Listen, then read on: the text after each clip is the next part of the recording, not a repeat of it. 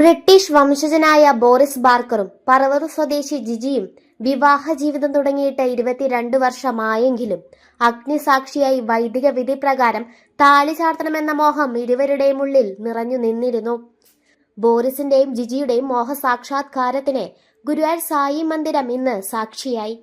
Sai Sanjeevani trust chairman മൗനയോഗി സ്വാമി ഹരിനാരായണന്റെ നേതൃത്വത്തിൽ മുളമംഗലം കൃഷ്ണൻ നമ്പൂതിരി കാർമ്മികനായി ബോറിസിന്റെയും ജിജിയുടെയും വിവാഹം വൈദിക വിധി പ്രകാരം നടന്നു.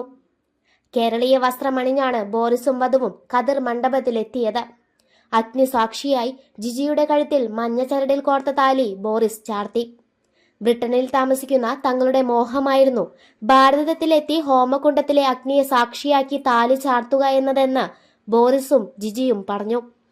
ബർമിംഗ്ഹാം യൂണിവേഴ്സിറ്റിയിൽ ടെക്നിക്കൽ സൂപ്പർവൈസറാണ് ബ്രിട്ടീഷ് വംശജനായ ബോറിസ്. മെട്രോപൊളിറ്റൻ യൂണിവേഴ്സിറ്റി ഹോസ്പിറ്റലിൽ സീനിയർ ഹെൽത്ത് കെയർ അസിസ്റ്റന്റാണ് ജിജി.